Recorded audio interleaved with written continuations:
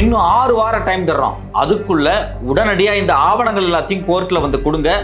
இது குறித்து யார் கேட்கிறாங்களோ, பெட்டிஷன் போட்டிருக்காங்களோ அவங்கள்ட்ட நீங்க ஒப்படைங்க, வீடியோ ஆதாரம் முதற்கொண்டு கொடுங்க அப்படின்னு சொல்லி பஞ்சாப் உயர்நீதிமன்றம் நேரடியாகவே மோடி அரசுக்கு உத்தரவிட்டாங்க. இந்த உத்தரவு வந்து 24 மணி நேரத்துக்குள்ள விடிய விடிய உட்கார்ந்து அரசியல் அமைப்பு சட்டத்துல மிக முக்கியமான ஒரு திருத்தத்தை மோடி அரசாங்கம் செஞ்சிருக்காங்க. இனி கோர்ட்டு கேட்ட ஆதாரத்தை தர வேண்டிய தேவையில்லைன்னு மோடி அரசாங்கம் சொல்லிருச்சு. நீதிமன்றங்கள் கேட்ட ஆவணங்கள் என்னென்ன, மோடி அரசாங்கம் சட்டத்தில் என்னென்ன திருத்தங்களை செஞ்சாங்க, இனிமேல் இந்த ஆவணம் வெளியே வராதா, இது குறித்து ராகுல் காந்தியும் எதிர்க்கட்சிகளும் நேற்று என்ன பேசியிருக்காங்க. காங்கிரஸ் கட்சியினுடைய ஜெய்ராம் ரமேஷ், டெல்லியினுடைய முன்னாள் முதலமைச்சர் அரவிந்த் கெஜ்ரிவால் ரெண்டு பேரும் வெளிப்படையா ஓப்பனா ட்விட்டர்ல மோடி அரசாங்கம் பண்ண இந்த திருத்தத்தை வெளியே கொண்டு வந்துட்டாங்க. மோடி அரசாங்கத்தினுடைய ministry of law and justice, Modi அரசாங்கத்தின் கட்டுப்பாட்டில் இருக்கக்கூடிய தேர்தல் ஆணையம், இவங்க ரெண்டு பேருமே ஹைகோர்ட்லயே வச்சு இந்த டாக்குமெண்ட்டை வீடியோவை நாங்க தரமாட்டோம், இனிமேல் இதை தர தேவையில்லை அப்படின்னு வாதாடி இருக்காங்க. இதுக்கு நீதிமன்றம் என்ன ரெஸ்பான்ஸ் கொடுத்திருக்காங்க அப்படிங்கறதா மிக மிக முக்கியமான ஒரு விஷயமா இருக்கு. நீதிமன்றம் கேட்ட முக்கியமான தகவல்களை தர்றதுக்கு ஏன் மோடி அரசாங்கமும் இந்த நீதித்துறையும் பயப்படுறாங்க? இந்த டாக்குமெண்ட் வெளியே வந்துச்சு அப்படின்னா மோடி அரசாங்கத்துக்கு வரக்கூடிய நெருக்கடிகள் என்னென்ன? காங்கிரஸ் கட்சியினுடைய முக்கியமான எம்பி ஜெய்ராம் ரமேஷ், டெல்லியினுடைய முன்னாள் முதலமைச்சர் அரவிந்த் கெஜ்ரிவால், இவங்க ரெண்டு பேருமே வெளிப்படையா கேட்டிருக்காங்க. ட்விட்டர்ல இது குறித்தான ஆதாரத்தை எடுத்து போட்டிருக்காங்க. ஒரே இரவோட இரவா இந்த மாற்றத்தை நீங்க ஏன் பண்ணீங்க? இது எதை மறைக்கிறதுக்காக நீங்க இதை செஞ்சிருக்கீங்க? இது எதிர்கால இந்தியாவில் என்ன மாதிரியான விளைவுகளை ஏற்படுத்த போகுது அப்படிங்கிறது குறித்தும் டீடைலா எழுதியிருக்காங்க. அது மட்டும் இல்லாம இந்திய அரசியலமைப்பு ஆர்டிகல் 93 சப்செக்ஷன் 2(7) இருக்கக்கூடிய முக்கியமான திருத்தத்துல as specified in the rules அப்படிங்கிற சொல்லை எதற்காக நீங்க சேர்த்தீங்க, அந்த ரூல்ஸ் என்ன, அந்த ஸ்பெசிபிக்கான ரூல்ஸ் இந்தியாவினுடைய ஒட்டுமொத்த அமைப்பையும் எப்படி மாற்ற போகுது, ஏன் எந்த விதமான விவாதமுமே இல்லாம இரவோட இரவா அதை நீங்க செஞ்சீங்க அப்படிங்கிற கேள்வியை முன் வச்சிருக்காங்க. தொடர்ச்சியாக மோடி அரசாங்கம் பல்வேறு சட்டங்களை வந்து மாத்திக்கிட்டே இருக்காங்க அப்படிங்கறதான் எல்லா மாநில முதலமைச்சர்களும் மத்தியில் இருக்கக்கூடிய இந்தியா கூட்டணியும் தொடர்ச்சியாக விமர்சனம் பண்ணிட்டே இருக்காங்க. யாரையுமே கேட்கறது கிடையாது. முக்கியமான சட்டங்களை எந்த விதமான பாராளுமன்ற கமிட்டிக்குமே அனுப்பி விவாதிக்காமலேயே அவங்க சட்டமா மாத்திக்கிட்டு இருக்காங்க. ரெண்டாவது முக்கியமான விஷயம், முக்கியமான அமைப்பா இருக்கக்கூடிய தேர்தல் ஆணையமா இருக்கட்டும், பினான்ஸ் கமிஷனா இருக்கட்டும், இது மாதிரியான கான்ஸ்டிடியூஷனல் பாடிஸினுடைய ரூல்ஸ் அண்ட் ரெகுலேஷன்ஸை தொடர்ச்சியா மாத்திக்கிட்டே இருக்காங்க அப்படின்னு பல்வேறு குற்றச்சாட்டுகள் தினம் மோடி அரசாங்கத்தின் மீது வந்துகிட்டே இருக்கு. அதை எல்லாத்தையும் ஏற்கிற மாதிரி தான் மோடி அரசாங்கம் விடிய விடிய இரவோட இரவா உட்கார்ந்து நிறைய ரூல்ஸ் அண்ட் ரெகுலேஷனை மாத்திக்கிட்டே இருக்காங்க. அப்படி மாத்தின முக்கியமான ஒரு ரூல்ஸ் அண்ட் ரெகுலேஷன் தான் இன்னைக்கு ஒரு பெரிய அதிர்ச்சியா நம்ம முன்னாடி இருக்கு. கடந்த டிசம்பர் 9ஆம் தேதி பாத்தீங்கன்னா பஞ்சாப் ஹரியானா ஹைகோர்ட்ல ஒரு முக்கியமான வழக்கு வருது. அந்த வழக்குல கடந்த முறை தேர்தல் நடந்துச்சு பாத்தீங்களா ஹரியானால, அந்த தேர்தலில் சில பூத்துகள்ல பாத்தீங்கன்னா நிறைய முறைகேடுகள் நடந்திருக்கு. இது மட்டும் இல்லாம தேர்தலுடைய நடத்தை விதிகள் எல்லாமே தொடர்ச்சியாக மீறப்பட்டிருக்கு பல பூத்துகள்ல. அதுல சில குறிப்பிட்ட பூத்துகள் குறித்தான தகவல்கள் எனக்கு வேணும். குறிப்பா ஃபார்ம் 17C மாதிரியான இருக்கக்கூடிய விஷயங்கள், அதனுடைய பார்ட் 1 பார்ட் 2 இது மாதிரி பல தகவல்கள், அந்த பூத்தில் எடுக்கப்பட்ட வீடியோ ஆதாரங்கள், அது மட்டும் இல்லாம தேர்தல் சம்பந்தமான பல அதிகாரிகள் கையெழுத்து போட்ட டாக்குமெண்ட்டுகள், இது எல்லாத்தையும் நீங்க கொடுங்க. இதை வச்சு நாங்க கிராஸ் வெரிஃபை பண்ணி பார்க்கணும். ஹரியானாவில் நடந்த தேர்தலில் சில பூத்துகள்ல சில முறைகேடுகள் தொடர்ச்சியாக நடந்திருக்கு, அதுக்கான ஆதாரங்கள் எங்கள்கிட்ட போதிய டாக்குமெண்ட் இருக்கு. அரசாங்கம் RTI மூலியமா தேர்தல் ஆணையத்திட்டிருந்து இந்த டாக்குமெண்ட்டை கொடுத்தா நாங்க வெரிஃபை பண்ணி இந்த தேர்தல் குறித்து சில முடிவுகளை எடுக்கணும் அப்படின்னு சொல்லி நேரடியாகவே மோடி அரசாங்கத்தினுடைய தேர்தல் ஆணையத்தை பார்த்து கேட்டும்போது அவங்க தரல. அதனால இவங்க என்ன பண்ணிருக்காங்க, ராஜஸ்தான் ஹைகோர்ட்ல போய் ஒரு பெட்டிஷன் போட்டிருக்காங்க. அந்த பெட்டிஷன்ல சொல்லப்பட்ட விஷயம் என்ன அப்படின்னா, இதுதான் ஹரியானா தேர்தலில் சில பூத் இருக்கக்கூடிய டாக்குமெண்ட்ஸை கொடுங்க அப்படின்னு தான் அவங்க கேட்கிறாங்க.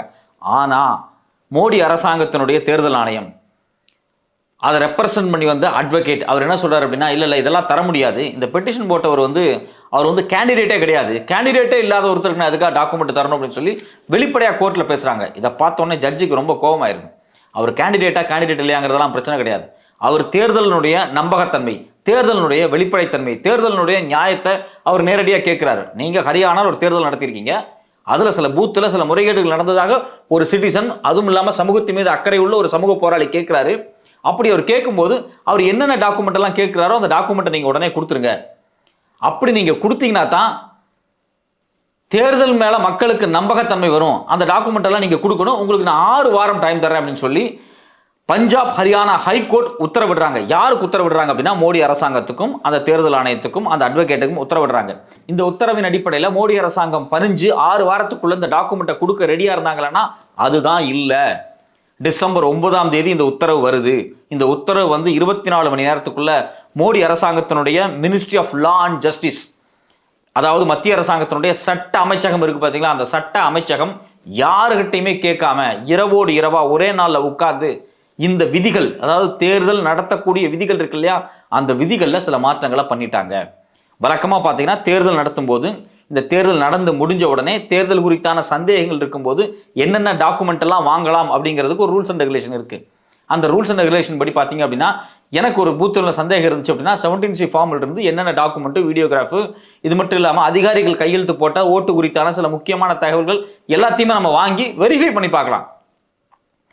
ஒருத்தனுக்கு தேர்தல் நடத்தை குறித்து சந்தேகம் இருக்குது அப்படின்னாவே அவன் வெரிஃபை பண்ணி பார்க்கறது தான் நியாயமான விஷயமா இருக்கும். அப்படி வெரிஃபை பண்றதுக்கான அதிகாரத்தை இந்திய அரசியலமைப்பு சட்டமும் தேர்தல் ஆணையத்தினுடைய சட்டங்களும் நமக்கு கொடுத்திருந்துச்சு. அந்த சட்டத்தின் அடிப்படையில் தான் அவர் கோர்ட்டுக்கு போய் கேட்கிறாரு. கோர்ட்டுக்கு கேட்கறதுக்கு முன்னாடியே மோடி அரசாங்கத்திட்ட RTI போட்டு கேட்கிறாரு. RTIலையும் கொடுக்கல. அப்போ இப்போ கோர்ட் வந்து அவங்க டைரக்ட் பண்றாங்க, இதெல்லாம் கொடுங்க அப்படின்னு சொல்லி. அப்படி கொடுங்கன்னு சொன்னதுக்கு பிறகு மோடி அரசாங்கம் கொடுக்காம எந்த அரசியலமைப்பு சட்டத்தின் அடிப்படையில் அந்த டாக்குமெண்ட் எல்லாம் ஒரு குடிமகன், ஒரு ஜனநாயக சக்தி ஆக்சஸ் பண்ண முடியுமோ அந்த சட்டத்தை இவங்க மாத்திட்டாங்க. குறிப்பா பாத்தீங்கன்னா இந்திய அரசியலமைப்பு சட்டத்தில் இருக்கக்கூடிய 1961 கண்டக்ட் ஆஃப் எலெக்ஷன் ரூல்ஸ், தேர்தல் நடத்தை விதிமுறை அப்படின்னு ஒரு தனி சட்டமே இருக்கு. அதுல வந்து நீங்க பாத்தீங்கன்னா தேர்தல் நடத்துறது குறித்தான பல விதிமுறைகள்லாம் இருக்கு. அதுல தான் இந்த விஷயமும் இருக்கு. தேர்தல் நடந்து முடிஞ்ச உடனே ஒரு தேர்தலோ ஒரு பூத்தோ ஒரு குறிப்பிட்ட விஷயங்கள் மேல ஒரு குடிமகனுக்கோ இல்ல ஒரு குறிப்பிட்ட சக்திகளுக்கோ எதிர்கட்சிகளுக்கோ யாருக்குமே நம்பிக்கை இல்லை அப்படின்னா நீங்க தேர்தல் ஆணையத்தை அப்ரோச் பண்ணி ஒரு RTI போட்டோ நேரடியாகவோ உங்கள்ட்ட அந்த தகவலை வாங்கலாம்.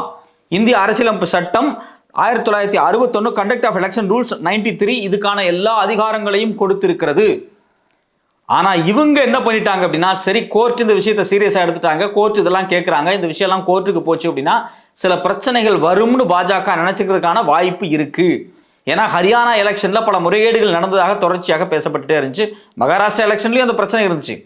இப்ப நீங்க பாத்தீங்க அப்படின்னா இந்த ஹரியானா தேர்தல் குறித்து போடப்பட்ட இந்த வழக்குல இவங்க என்ன பண்ணிட்டாங்க, கோர்ட் சொன்ன 24 மணி நேரத்துக்குள்ள இவங்க இந்த 93A(2) சப்செக்ஷன் இருக்கு பாத்தீங்களா, இதை மாத்திட்டாங்க. இதுல என்னென்ன அவங்க மாத்துறாங்க அப்படின்னா, ஏற்கனவே எக்ஸிஸ்டிங்கா என்ன இருந்துச்சு அப்படின்னா 93 சப்செக்ஷன் 2A என்ன இருந்துச்சு அப்படின்னா, all other papers relating to the election shall be open to the public. All other papers relating to the election shall be open to the public. மக்களுக்கு இந்த ஆவணங்களை ஆக்சஸ் பண்றதுக்கான உரிமை இருக்கு அப்படின்னு அந்த சட்டம் சொல்லுது 93. இவங்க என்னன்னு மாத்திருக்காங்க அப்படின்னா, அதாவது கோர்ட் கேட்ட 24 மணி நேரத்துக்குள்ள இவங்க என்னன்னு மாத்துறாங்கன்னா, all other papers as specified in the rules relating to the election shall be open to the public அப்படிங்கிறாங்க. அதாவது இதுல அடிஷனலா அவங்க என்ன பண்றாங்கன்னா, ஆஸ் ஸ்பெசிஃபைட் இன் த ரூல்ஸ்னு ஒரு வார்த்தையை சேர்த்துக்கிறாங்க. சரி, ஒரு வார்த்தையை சேர்த்ததுனால இவ்வளவு பிரச்சனை நினைக்க கூடாது. ஆஸ் ஸ்பெசிஃபைட் இன் த ரூல்ஸ்னு போட்டுட்டு அந்த ரூல்ஸ் என்னன்னு தனி நோட்டு போட்டு இவங்க எழுதிட்டாங்க. அந்த ரூல்ஸின் அடிப்படையில் இந்தந்த டாக்குமெண்ட் எல்லாம் கொடுக்கப்படாது அப்படின்னு சொல்லி ரூல்ஸை இவங்க மாத்திருக்காங்க. இந்த சேஞ்சஸ் தான் அமெண்ட்மெண்ட் 93 சப்செக்ஷன் 2A அப்படின்னு பத்திரிகைகள் வந்து கோடிட்டு இதை பத்தி எழுதியிருக்காங்க.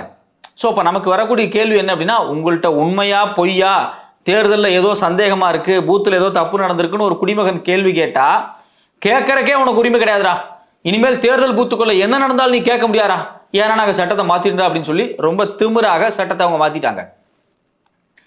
இதுல நமக்கு வரக்கூடிய அச்சம் என்ன அப்படின்னா, இந்தியாவில் இருக்கக்கூடிய ஒவ்வொரு குடிமகனுக்கும் இறுதியா இருக்கக்கூடிய இடம் அப்படிங்கிறது நீதிமன்றம் தான். நீதிமன்றத்தில் நம்ம நேரடியாக போய் கேள்வி கேட்குறோம்.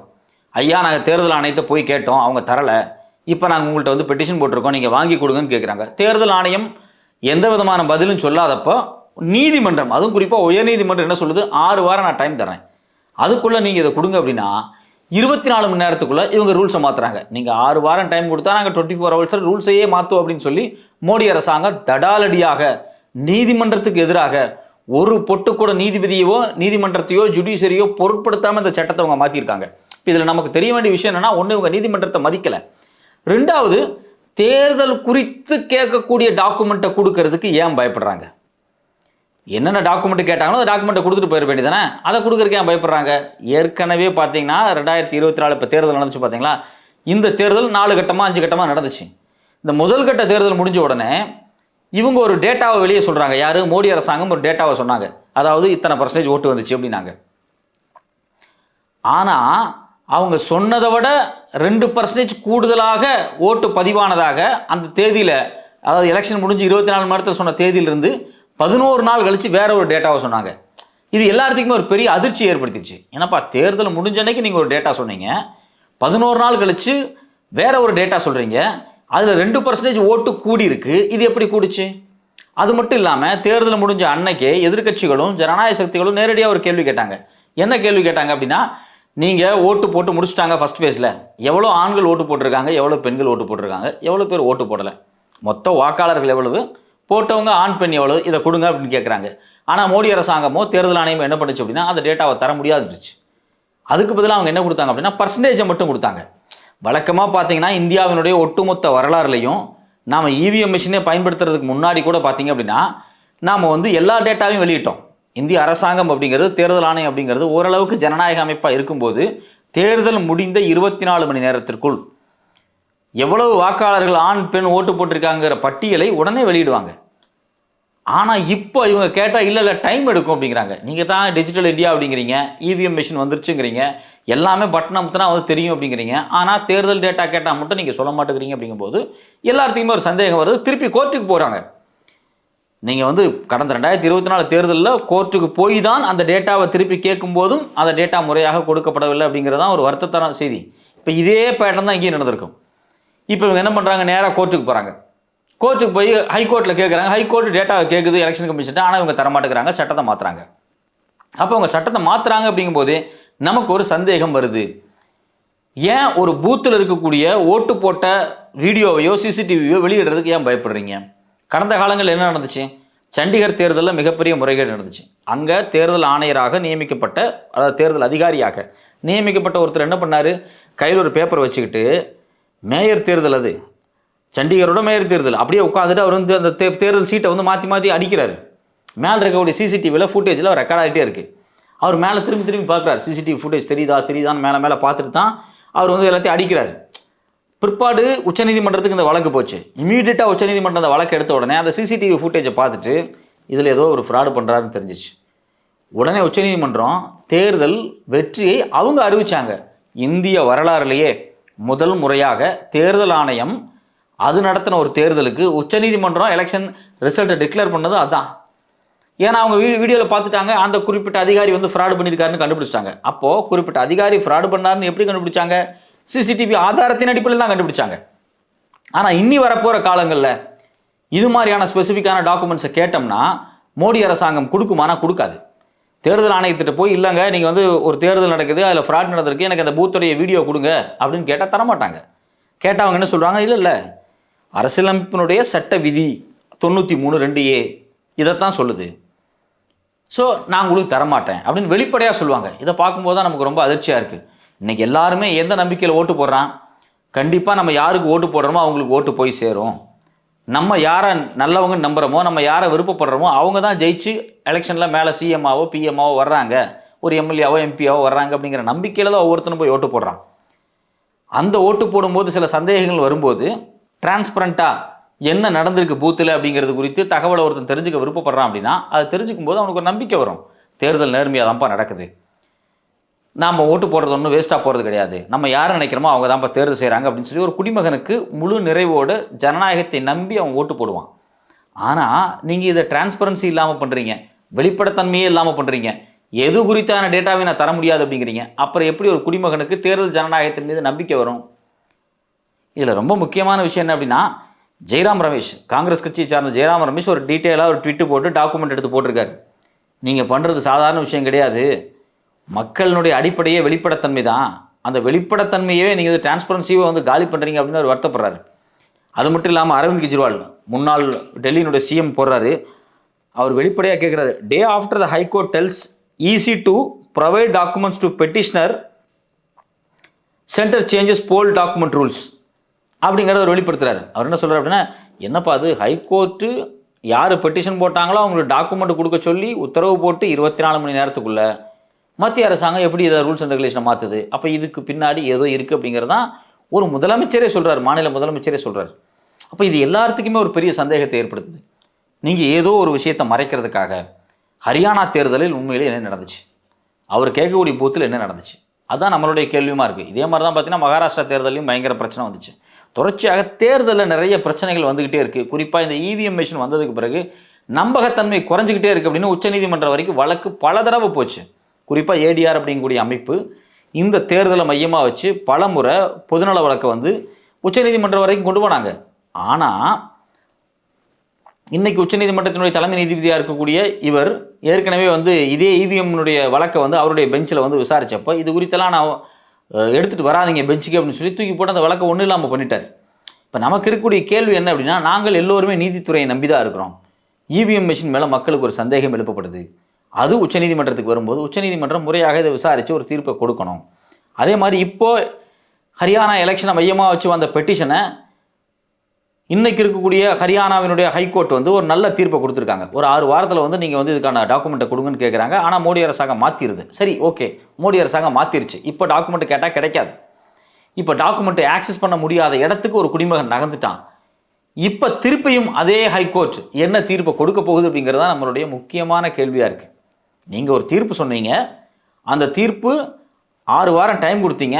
அதுக்குள்ளே யார் இந்த கோர்ட்டில் என்னென்ன டாக்குமெண்ட் கேட்குறாங்களோ தேர்தல் குறித்து சப்மிட் பண்ணணும்னு நீங்கள் சொன்னீங்க. ஆனால் இவங்க என்ன பண்ணிட்டாங்கன்னா ரூல்ஸையே புதுசாக மாற்றி இதை தரவே வேண்டியதில்லை அப்படின்னு சொல்லி ரூல்ஸை மாற்றிட்டாங்க. இப்போ நீங்கள் என்ன பண்ணுவீங்க? ஒரு நீதிமன்றமாக இருந்து நீதிமன்றம் இந்த வழக்கை என்னவாக விசாரிக்க போகுது அப்படிங்கிறதான் நம்மளுடைய எல்லாத்துடைய எதிர்பார்ப்பாக இருக்குது. ஏன்னா அந்த வழக்கு டிசம்பர் 9 நடந்திருக்கு. அவங்க 6 வீக்ஸ் டைம் கொடுத்துருக்காங்க.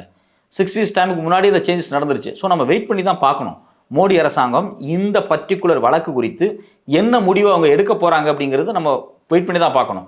இல்லை இன்னொரு முக்கியமான விஷயம் என்ன அப்படின்னா, நீதித்துறை குறித்து எப்பவுமே நம்ம பேசும்போது கடந்த மாதத்தில் பார்த்தீங்கன்னா கேரவன் பத்திரிகை ஒரு அறிக்கை வெளியிடுறாங்க, ஒரு இன்வெஸ்டிகேஷன் ரிப்போர்ட். அதில் என்ன சொல்கிறாங்க அப்படின்னா, ஆர்எஸ்எஸ் அமைப்பினுடைய லீகல் விங், ஆர்எஸ்எஸ் அமைப்புக்கு ஒரு தனி லீகல் விங் இருக்குது.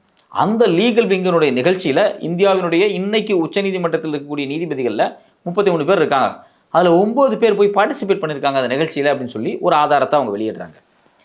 இது ஒரு பக்கம் நடக்குது. இன்னொரு பக்கம் பார்த்தீங்கன்னா, போன வாரம் ஒரு முக்கியமான ஒரு நீதிபதி அவர் என்ன பண்ணுறாரு அப்படின்னா, இந்தியாவினுடைய ஆர்எஸ்எஸ் அமைப்பு இருக்குல்லையா, அந்த ஆர்எஸ்எஸ் அமைப்பினுடைய விஹெச்பி துணை அமைப்பில் போய் ஒரு ஃபங்க்ஷனில் கலந்துக்கிட்டு இஸ்லாமியர் குறித்து அவர் ஒரு தப்பாக பேசுகிறார். இஸ்லாமியர் குறித்து ஒரு ஒப்பீனியன், இந்துத்துவ ஒப்பீனியன் அவர் பேசுகிறார். இன்னொரு பக்கம் பார்த்தீங்க அப்படின்னா, கல்கத்தா ஹைகோர்ட்டில் ஜட்ஜாக இருந்து ரிட்டையர்ட் ஆனவர் நான் இனிமேல் ஆர்எஸ்எஸில் போய் ஃப்ரீயாக இணைஞ்சு செயல்பட போகிறேன் அப்படின்னு பேசுகிறாரு. இது மட்டும் இல்லாமல் சுப்ரீம் கோர்ட்டினுடைய சீனியர் அட்வொகேட்டாக இருந்த பூபேந்தர் யாதவ் மாதிரியான ஆட்கள் ரிட்டையர்ட் ஆகி வெளியே வந்தவனே, ரிட்டையர்ட் கூட ஆகல, அவர் விஆர்எஸ் கொடுத்துட்டு வெளியே வந்து இன்னைக்கு வந்து பாஜகவில் அமைச்சராக மாறிட்டார். ஏற்கனவே இந்தியாவினுடைய உச்சநீதிமன்றத்தினுடைய தலைமை நீதிபதியாக இருந்த முக்கியமான ஒரு நீதிபதி இன்னைக்கு வந்து பார்த்தீங்கன்னா ராஜ்யசபாவில் எம்பியாக உட்காந்துருக்கார். அப்போ இது எல்லாத்தையும் எடுத்து பார்க்கும்போது நீதித்துறை மக்கள் இவ்வளவு தூரம் நம்பும்போது ஏதோ ஒரு வகையில் இந்த நீதித்துறைக்குள்ளே ஆர்எஸ்எஸ் உள்ளே பூந்துட்டு இருக்கோ அப்படிங்கிற கேள்வி நமக்கு தொடர்ச்சியாக வருது. ஸோ அப்போ இவ்வளோ நெருக்கடி இருக்கக்கூடிய இந்த நேரத்தில் இவ்வளோ ஒரு நல்ல தீர்ப்பை வந்து ஹரியானா கோர்ட்டு கொடுத்துருக்கு அப்படின்னா, அந்த கோர்ட்டினுடைய தீர்ப்பின் அடிப்படையில் அரசாங்கம் நடக்காமல் வேற வேலைகளை இவங்க பார்த்துருக்காங்க. ஸோ இப்போ திரும்பவும் வரக்கூடிய கேள்வி என்ன அப்படின்னா, இந்த சட்டத்தை மாற்றினதுக்கு பிறகு இந்த நீதிமன்றம் அதே நீதிமாண்பை காப்பாற்ற போகுதா, மோடி அரசாங்கத்தை என்ன பண்ண போகிறாங்க அப்படிங்கிறது தான் நம்மளுடைய கேள்வியாக இருக்குது. அடுத்தபடி அந்த வழக்கு குறித்தான விசாரணை அப்படிங்கிறது திருப்பி ஜனவரி மாதம் வரலாம். இந்த சேம் பெட்டிஷனர் திரும்பவும் தேர்தல் ஆணையத்தை அப்ரோச் பண்ணி அவர் கேட்கக்கூடிய டாக்குமெண்ட்டை அவங்க ரிஜெக்ட் பண்ணும்போது மறுபடியும் இதே வழக்கை எடுத்துக்கொண்டு வந்து திருப்பியும் ஹரியானாவினுடைய ஹைகோர்ட் அவங்கள்ட்ட வந்து இதே பெட்டிஷனை திருப்பி போட்டு இந்த வழக்கு இந்த திசையில் போயிட்டு இருக்கு, மோடி அரசாங்கம் இந்த மாற்றத்தை பண்ணியிருக்கு, இந்த மாற்றம் பண்ணினதே தப்பு அப்படின்னு மோடி அரசாங்கத்தை கண்டிக்கிற மாதிரி ஹரியானாவினோட ஹைகோர்ட்டோ இல்லை இந்த வழக்கு மேல்முறையீடாக உச்சநீதிமன்றத்துக்கு போகும்போதோ உச்சநீதிமன்றம் சொல்லுமா அப்படிங்கிறதா நம்ம முன்னாடி இருக்கக்கூடிய முக்கியமான ஒரு கேள்வி. அரசியலமைப்பு சட்டத்தில் தேர்தல் குறித்தான அனைத்து வெளிப்படைத்தன்மையும் ஒட்டுமொத்தமாக ஊற்றி மூடுற மாதிரி இந்த மாற்றத்தை வந்து மோடி அரசாங்கம் பண்ணியிருக்காங்க. இந்த வழக்கு கண்டிப்பாக உச்சநீதிமன்றத்துக்கு போகணும். உச்சநீதிமன்றம் இந்த சட்ட திருத்தம் செல்லாது, இதை செஞ்சது தப்பு, ஒரு பொது குடிமகன் தேர்தல் குறித்து கேட்கக்கூடிய எல்லா டாக்குமெண்ட்டையும் தர வேண்டியது தேர்தல் ஆணையத்தினுடைய கடமை, இதை தாண்டி இந்த அரசியலமைப்புல இந்தியாவினுடைய மத்திய அரசாங்கத்தினுடைய union ministry of law and justice பண்ணது தப்பு அப்படிங்கிற தீர்ப்பை கொடுக்கும் என்ற நம்பிக்கையோடு தான் நம்ம இருக்கோம். நாம பொறுத்திருந்து பார்ப்போம். அடுத்தடுத்த நடவடிக்கைகள் பஞ்சாப் ஹைகோர்ட்லையும் சுப்ரீம் கோர்ட்லையும் என்ன நடக்குதுன்னு பார்ப்போம்.